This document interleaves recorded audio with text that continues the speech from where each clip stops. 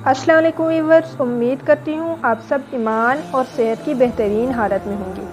Viewers, آپ لوگوں نے امام غزالی رحمۃ اللہ علیہ کا نام تو ضرور سنا ہوگا، اور اگر نہیں سنا تو کوئی بات نہیں، آج کی ویڈیو میں ہم ان سے ہی ریلیٹڈ کچھ انفارمیٹیو مگر انٹرسٹنگ باتیں کریں گے۔ مگر اس سے پہلے جو ویورز چینل پر نئے آئے ہیں وہ چینل کو سبسکرائب کر دیں اور اپنے فرینڈز اور فیملی کے ساتھ شیئر بھی کریں تاکہ ہماری یوٹیوب فیملی گرو کر سکے اور ہم ایسے ہی آپ کے لیے انٹرسٹنگ اور انفارمیٹیو ویڈیوز لاتے رہیں۔ تو جلدی سے چینل کو لائک، شیئر اور سبسکرائب کر دیں اور نوٹیفیکیشن بیل کو دبانا نہ بھولیں۔ تو جناب، بات ہو رہی تھی امام غزالی رحمۃ اللہ علیہ کی، جو آج سے تقریباً 900 سال پہلے بہت بڑے بزرگ گزرے ہیں۔ وہ کس طرح اتنے بڑے بزرگ بنے کہ دنیا ان کو آج بھی یاد کرتی ہے، یہ بڑے مزے کی کہانی ہے۔ دراصل امام غزالی رحمۃ اللہ علیہ کا نام اصل نام محمد تھا۔ وہ 450 ہجری میں ایران کے ایک قصبے میں یعنی تہران میں پیدا ہوئے۔ ان کے ماں باپ سوتی دھاگا کات بیچ کر اپنی روزی روٹی کماتے تھے۔ چونکہ غزالی کے معنی دھاگا کاتنے کے ہیں، اس لیے اس خاندان کے لوگوں کو غزالی کہا جاتا تھا۔ محمد غزالی رحمۃ اللہ علیہ ابھی بچے ہی تھے کہ ان کے ابو جان کی ڈیتھ ہو گئی۔ کم سن محمد غزالی رحمۃ اللہ علیہ کے لیے یہ بہت بڑا صدمہ تھا، لیکن انہوں نے یہ صدمہ اس طرح برداشت کیا کہ بڑے شوق سے علم حاصل کرنا شروع کر دیا۔ کچھ عرصے تو وہ اپنے قصبے ہی کے ایک عالم سے پڑھتے رہے، پھر وہاں سے دور ایک شہر جرجان چلے گئے اور وہاں ایک بہت بڑے عالم امام ابو نصر اسماعیل رحمۃ اللہ علیہ کے شاگرد بنے۔ امام ابو نصر رحمۃ اللہ علیہ نے ان کو کئی سال تک بڑی محنت اور محبت سے پڑھایا۔ نوجوان محمد غزالی رحمۃ اللہ علیہ استاد سے جو کچھ پڑھتے تھے اس کو لکھتے جاتے تھے۔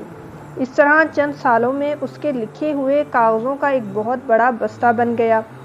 جب امام ابو نصر رحمۃ اللہ علیہ سے تعلیم پوری حاصل کر لی تو اپنی کتابیں بھی اس بستے میں رکھ دی اور استاد سے رخصت ہو کر ایک قافلے کے ساتھ اپنے وطن کی طرف روانہ ہوئے۔ اس زمانے میں سفر بڑا خطرناک تھا، چونکہ راستے میں چور اور ڈاکو مسافروں کو لوٹ لیتے تھے، اس لیے لوگ قافلوں کی شکل میں سفر کرتے تھے۔ یہ سفر بھی پیدل یا گھوڑوں اور اونٹوں کے ذریعے کیا جاتا تھا۔ ویورز، کمنٹ سیکشن میں کمنٹ کر کے بتائیں کہ کس کس نے گھوڑے اور اونٹ کی سواری کی ہے۔ جب میں 6th کلاس کی اسٹوڈنٹ تھی تب میں نے ایک بار اونٹ کی سواری کی تھی اور تقریباً 1 گھنٹے کا سفر بھی کیا تھا، جو مجھے ابھی تک یاد ہے۔ خیر، اب سنیے کہ جس قافلے کے ساتھ امام غزالی رحمۃ اللہ علیہ سفر کر رہے تھے اس پر ڈاکوؤں نے حملہ کر دیا اور قافلے والوں کا سب مال اسباب لوٹ لیا۔ ایک ڈاکو نے محمد غزالی رحمۃ اللہ علیہ کا سامان اور بستہ چھین لیا اور غائب ہو گئے۔ وہ بہت غمگین ہوئے اور ایک ایک ڈاکو کی منت سماجت کرنے لگے کہ میرا بستہ مجھے واپس دے دو، اس میں تمہارے مطلب کی کوئی چیز نہیں ہے، باقی سامان کی مجھے پرواہ نہیں۔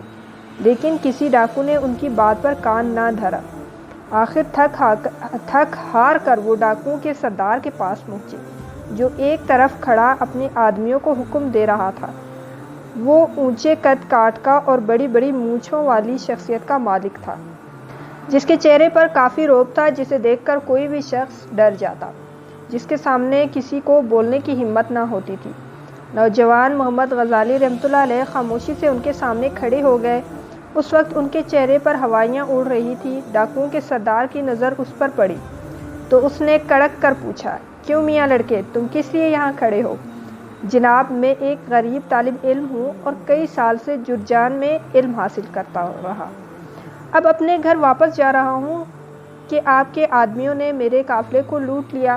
میرا سارا علم کتابوں اور کاغذوں کی صورت میں ایک بستے میں تھا اور آپ کے آدمیوں نے وہ بستہ چھین لیا، حالانکہ اس میں ان کے کام کی کوئی چیز نہیں۔ خدا کے لیے آپ وہ بستہ مجھے واپس دلا دیجیے۔ نوجوان طالب علم کی بات سن کر سردار قہقہا لگا کر ہنسا اور کہا، واہ میاں واہ لڑکے، تم نے خاک علم حاصل کیا کہ چند کتابیں اور کاغذیں جاتے رہے اور تم کورے رہ گئے۔ وہ علم کیسا جو بستے میں بند ہو؟ بھائی، اللہ نے تمہیں دماغ اس لیے دیا ہے کہ جو علم حاصل کرو اس کو اپنے دماغ میں محفوظ کر لوں۔ یہ کتنی شرم کی بات ہے کہ کوئی شخص یہ کہے کہ میری کتابوں اور کاغذوں کا بستہ گم ہو گیا ہے، اس لیے میرا علم ضائع ہو گیا ہے۔ بھلا یہ کیسے ہو سکتا ہے کہ تم یہ کتابیں اور کاپیاں ہمیشہ اپنے ساتھ لادے پھرو؟ ہاں، تمہارا دماغ ہمیشہ تمہارے ساتھ رہے گا، اس لیے تمہیں اس پر بھروسہ کرنا چاہیے۔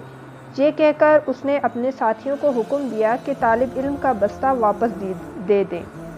ڈاکوؤں نے فوراً بستہ لا کر اس کے ہاتھ میں تھما دیا۔ محمد غزالی رحمۃ اللہ علیہ اپنا بستہ واپس لے کر خوش تو بہت ہوئے، لیکن ڈاکوؤں کی سردار کی باتوں نے اس کے دل پر بہت گہرا اثر ڈالا۔ انہوں نے اسی وقت اپنے دل میں عہد کر لیا کہ انہوں نے اب تک جو کچھ پڑھا ہے اور آئندہ بھی جو کچھ پڑھیں گے وہ سب زبانی یاد کریں گے۔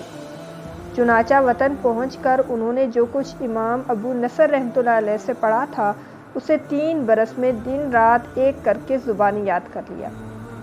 پھر وہ اس زمانے کے اور کئی بڑے بڑے عالموں کی خدمت میں حاضر ہوئے اور علم حاصل کیا، یہاں تک کہ ایک دن خود بہت بڑے عالم بن گئے اور ساری دنیا انہیں وقت کا امام ماننے لگی۔ امام غزالی رحمۃ اللہ علیہ نے اپنے وقت میں بہت سی کتابیں لکھی جو آج بھی موجود ہیں اور ان کی یاد دلاتی ہیں۔ اب تک لاکھوں لوگ ان کتابوں سے فائدہ اٹھا چکے ہیں اور آئندہ بھی اٹھاتے رہیں گے۔ صرف مسلمان ہی نہیں، یورپ اور امریکہ کے لوگ بھی امام غزالی رحمۃ اللہ علیہ کی تعریف کرتے ہیں۔ کتابوں کے علاوہ امام غزالی رحمۃ اللہ علیہ نے اپنے سینکڑوں شاگرد بھی یادگار کے طور پر چھوڑے ہیں۔ اتنے شاگردوں میں سے بعض اتنے اونچے رتبے پر پہنچے کہ ساری دنیا کے مسلمان دل سے ان کی عزت کرتے ہیں اور علم حاصل کرنے کے لیے دور دور سے ان کے پاس آتے تھے۔ اس طرح ان شاگردوں نے اپنے استاد کا نام خوب روشن کیا۔ ویورز، اللہ ہمارے دل میں بھی امام غزالی رحمۃ اللہ علیہ کی طرح علم حاصل کرنے اور اسے دوسروں تک پہنچانے کا شوق پیدا کرتے۔ حاتم طائی نے ایک بات کہی تھی جس کے حاتم طائی کے اس کوٹ کے ذریعے سے میں اپنی ویڈیو کو اینڈ کروں گی۔ یہ بات مجھے بہت اچھی لگی تو سوچا میں آپ لوگوں کے ساتھ بھی شیئر کر دوں، اس لیے میں نے اس کو اینڈ پر رکھا اور اسی کے ذریعے ویڈیو کو اینڈ کریں گے۔ حاتم طائی نے کہا تھا کہ میں نے 4 علم اختیار کیے اور دنیا کے تمام علموں سے نجات حاصل کر لی۔ تو کسی نے پوچھا وہ 4 علم کون کون سے ہیں؟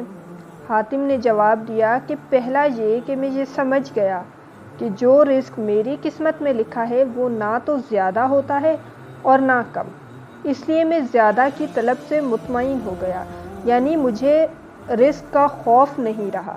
جتنا مجھے میرا مالک محنت کرنے کے بعد دیتا تھا یا میرا رب مجھے جتنا بھی محنت کرنے کے بعد دیتا ہے وہ مجھے کافی ہے۔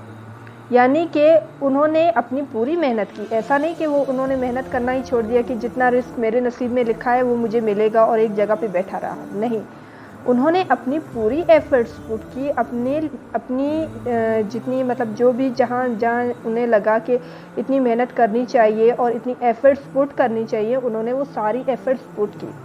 اس کے بعد جو رزق اس سے ملا وہ اس سے مطمئن ہو گیا کیونکہ اس کی قسمت میں اتنا ہی لکھا تھا۔ دوسرا یہ کہ اللہ کا جو حق مجھ پر ہے وہ میرے سوا کوئی دوسرا ادا نہیں کر سکتا، اس لیے میں اس میں مشغول ہو گیا۔ جبکہ تیسرا یہ تھا کہ ایک چیز مجھے ڈھونڈتی ہے اور وہ ہے موت، میں اس سے بھاگ نہیں سکتا اور اس کے ساتھ سمجھوتا کر لیا، یعنی موت کو ایکسیپٹ کر لیا اور یہ سوچ لیا کہ وہ موت ایک ٹرانسفارمیشن ہے، پارٹ آف لائف ہے، ہم ایک فیز سے دوسری فیز میں چلے جاتے ہیں، بھلے ہم دنیا کی نظروں میں مر جائیں لیکن ہماری روح ایک نیکسٹ لیول پر چلی جاتی ہے۔ اس لیے میں نے موت کو قبول کر لیا، ایکسیپٹ کر لیا اور ہر وقت کے خوف سے باہر نکل گیا اور اپنے طور پر یا جو میرا علم تھا اس کے مطابق اعمال کرتا رہا اور مزید علم حاصل بھی کرتا رہا۔ نیکسٹ تھا چوتھا یہ کہ میرا اللہ ایک ہے جو مجھ سے باخبر رہتا ہے، میں نے اس سے شرم رکھی اور برے کاموں سے ہاتھ اٹھا دیا۔ یہ 4 علم زندگی کے اصول اور ایسی مشعل راہ ہیں کہ جس نے بھی انہیں اپنا لیا زندگی ان پر اتنی آسان اور مطمئن ہو گئی کہ شاید دنیا میں کسی اور کی نہ ہو۔ ہم دنیا بھر کے اعلیٰ اداروں سے تعلیم حاصل کر لیں، مگر جب ہم ان اصولوں کو سمجھ لیں گے اور انہیں اپنا اوڑھنا بچھونا بنا لیں گے تو اس علم کی برابری دنیا کی کوئی تعلیم نہیں کر سکتی۔ اس علم میں نہ صرف دنیا کی کامیابی اور سکون ہے بلکہ آخرت کی نجات بھی پوشیدہ ہے۔ ویورز، چینل کو لائک، شیئر اور سبسکرائب کر دیں اور نوٹیفیکیشن بیل کو دبانا نہ بھولیں۔ خوش رہیں اور خوشیاں بانٹیں۔ اپنے لیے بھی دعا کریں اور ہمیں بھی اپنی دعاؤں میں یاد رکھیں۔ کیا پتہ کب کہاں کس کی دعا قبول ہو جائے۔